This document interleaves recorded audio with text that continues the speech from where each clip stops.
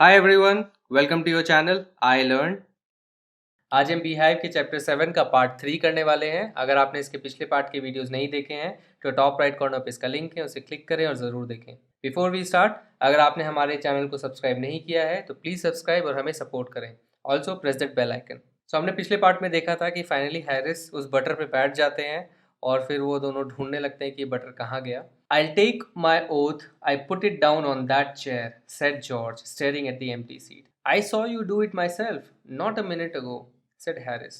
तो जॉर्ज बोल रहा है I'll take my oath. So I'll take my oath का यहाँ पे मतलब है I swear. I swear यानी मैं कसम खाता हूँ कि मैंने उस बटर को उस चेयर पे ही रखा था। उस खाली सीट को घूरते हुए उन्होंने कहा, स्टेयर करने यानी घूरना।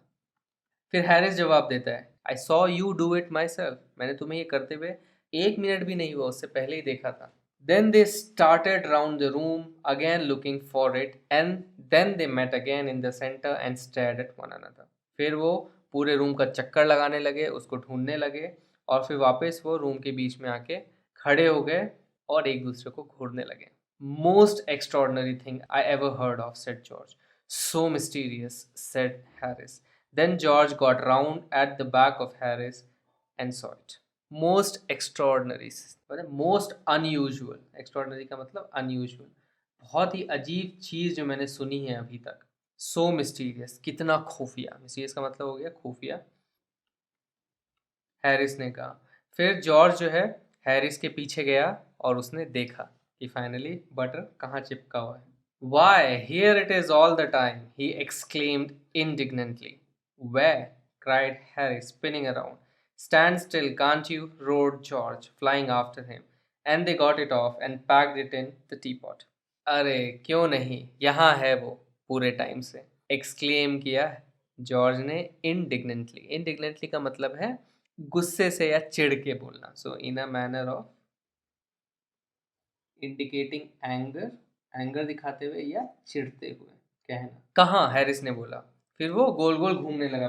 स्टैंड स्टिल, उसने बोला अरे शांति से खड़े रहो, can't you? Road George, George से जॉर्ज चिल्ला के उसको बोला कि स्टैंड स्टिल, अरे शांति से खड़े रहो। और उसके पीछे पीछे वो भी घूमने लगा। And they got it of, और वो फाइनली उसे निकाल लेते हैं और पैक कर लेते हैं टी पॉट में। Montmorency was in it all, of course.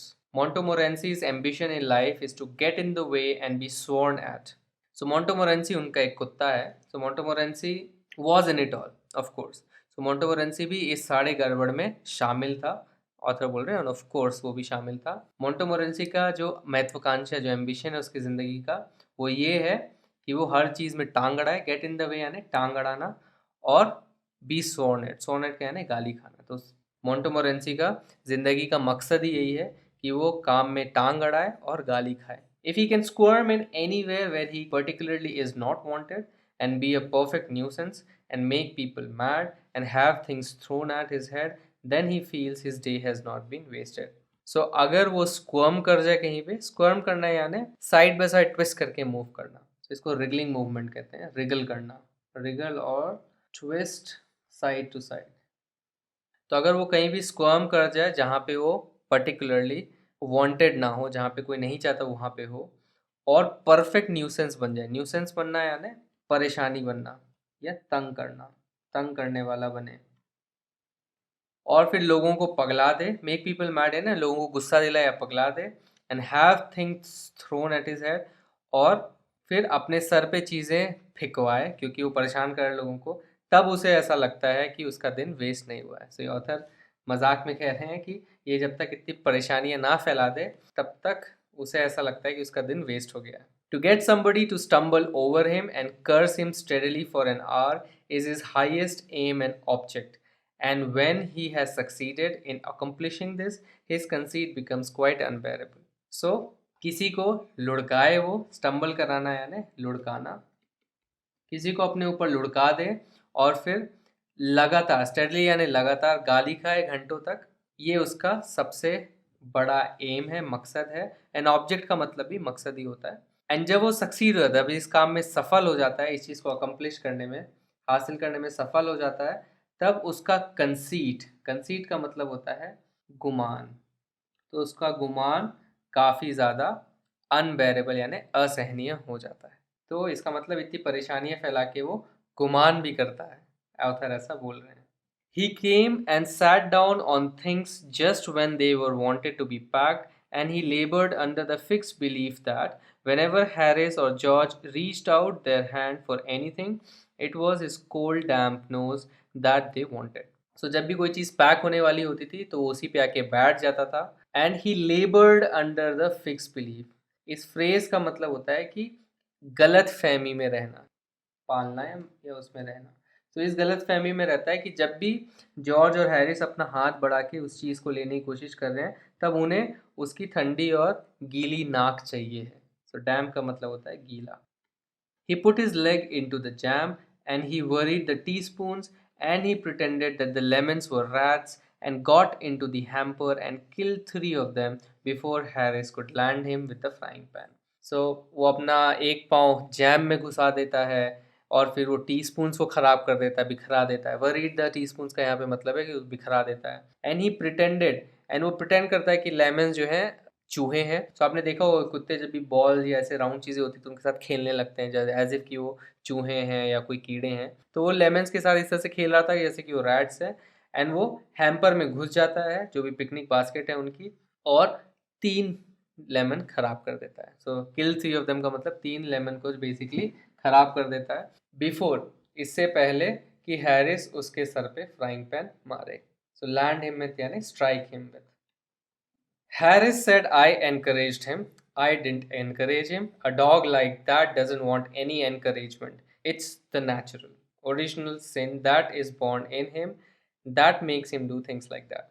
So Harris बोलता है कि मैं उसे बढ़ावा देता हूँ, encourage करना यानी बढ़ावा देना, मैं उसे बढ़ावा नहीं देता। तो इसके जैसे कुत्ते को कोई बढ़ावा नहीं चाहिए, ये इसका नेचुरल अपना बनाया हुआ पाप है जो कि इसके अंदर पैदा हुआ है, जो कि उसको ये सब काम करवाता है। The packing was done at 12:50 and Harris sat on the big hamper and said he hoped nothing would be found broken. George said that if anything was broken, it was broken, which reflection seemed to comfort him.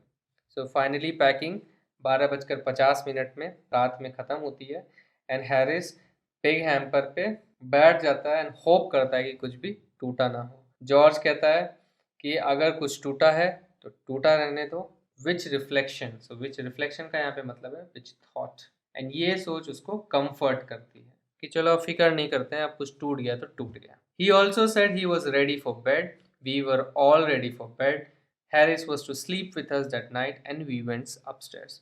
उसने ये कहा कि वो bed के लिए ready है, हम सब रेडी थे बेड के लिए, मतलब हम सबको नींद आ रही थी। हैरिस हमारे साथ सोने वाला था उस रात, तो इसका मतलब है कि शायद जॉर्ज और जेरोम जो ऑथर हैं वो एक रूममेट्स हैं और हैरिस जो उनका फ्रेंड है उनके साथ नहीं रहता है। तो हैरिस भी उनके साथ सोने वाला था एंड वो सब फिर ऊपर चले गए। अपस्टेयर्स मतलब ऊपर, ऊपर के फ्लोर पे जाना। We toss for beds and Harris had to sleep with me.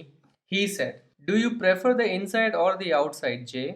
I said I generally prefer to sleep inside a bed. Harris said it was odd. So उन्होंने टॉस किया कि किस बेड पे कौन सोएगा एंड टॉस का result ये है कि हैरिस को ऑथर के साथ सोना पड़ेगा। तो फिर हैरिस उससे पूछता है कि तुम इनसाइड प्रेफर करते हो या आउटसाइड। सो इनसाइड का मतलब है कि इस तरह से शीट ओढ़ के सोते हो या शीट के ऊपर सोते हो तुम। तो ऑथर ने कहा कि मैं जनरली प्रेफर करता हूँ कि शीट के अंदर सो, इस चादर के अंदर। तो हैरिस बोलता है बहुत अजीब है ये। जॉर्ज कहता है What time shall I wake you fellows? Harry said 7. I said no 6 because I wanted to write some letters. George पूछता है कि तुम सबको मैं कब उठाऊं? So fellows यानी फ्रेंड्स, यहाँ पे fellows का मतलब है फ्रेंड्स। तो मैं तुम सबको किस टाइम पे उठाऊं? तो हैरिस ने कहा 7, तो ऑथर ने कहा नहीं 6 बजे, बिकॉज उसे कुछ लेटर्स लिखने थे। Harris and I had a bit of Rao over it but at last split the difference and said 6:30। सो राव जो वर्ड है, जो रो जैसी इसकी स्पेलिंग है, सो राव का मतलब होता है फाइट, एंड जब भी इसका मतलब फाइट होता है या कॉरल करना होता है, झगड़ना होता है, तो आप उसका प्रोनाउंसिएशन भी राव बोल के करते हैं, ना कि रो। सो हैरिस और मेरे बीच में एक छोटा सा झगड़ा हुआ इस बात के ऊपर कि 7 बजे उठें या 6 बजे उठें, बट अंत में उन्होंने 6 और 7 के बीच में जो 1 घंटे का डिफरेंस को स्प्लिट किया और उन्होंने डिसाइड किया कि 6:30 बजे उठेंगे। Wake us at 6:30 George, we said. So उन्होंने मिलके कहा कि हमें 6:30 बजे उठा दो George. George made no answer and we found on going over that he had been asleep for some time. So we placed the bath where he could tumble into it on getting out in the morning and went to bed ourselves. So जब ये झगड़ा कर रहे थे तो I think George चला गया अपने रूम में और सो गया. तो जब उन्होंने बोला कि हमें 6:30 बजे उठा देना तो जॉर्ज ने कोई आंसर नहीं दिया. तो जब उसने आंसर नहीं दिया तो फिर जब उसके पास गए, उसके रूम में गए, तो उन्होंने क्या देखा कि वो सो गया है काफ़ी टाइम से. तो फिर उन्होंने क्या किया, बाथ टब, सो बाथ का मतलब है बाथ टब को उसके बेड के बाजू में रख दिया ताकि जब वो सुबह उठ के बेड से उतरे तो इस बाथ टब में गिर जाए. सो उसका काइंड ऑफ एक बदला लेने के लिए. तो टम्बल यानी लुढ़क जाना, तो उसमें गिर जाए मॉर्निंग में और फिर वो दोनों सोने चले गए. तो इसके ऑथर का नाम है जेरोम के जेरोम, जैसा हमने पार्ट 1 में डिस्कस किया था. और ये पर्टिकुलर जो चैप्टर है पैकिंग, ये एक नॉवेल है इनकी, काफ़ी फेमस, काफ़ी पॉपुलर नॉवेल है, 3 Men in a Boat. इससे इसका एक एक्सट्रैक्ट है, मतलब इसका एक पार्ट है. एक्सट्रैक्ट यानी पार्ट. सो अगर आपको ये चैप्टर पसंद आया तो आई वुड एनकरेज कि आप इस नॉवेल को कहीं से ढूंढें, खरीदें और इसे पढ़ने की कोशिश करें. Thanks for watching this video. अगर ये वीडियो आपको पसंद आया तो इस वीडियो को एक लाइक दीजिए, अपने कमेंट्स और फीडबैक्स कमेंट सेक्शन में लिखिए और हमारे चैनल को सब्सक्राइब कीजिए. आप हमारे चैनल को सब्सक्राइब इस गोल लोगो पे क्लिक करके सब्सक्राइब बटन दबा के कर सकते हैं. इस बेल आइकन को भी प्रेस करना ना भूलें ताकि हमारे सारे वीडियोस के नोटिफिकेशंस आप तक जल्द से जल्द पहुँचें. इस चैप्टर के क्वेश्चन आंसर्स की वीडियोस के लिए स्टे ट्यून्ड. Bye bye.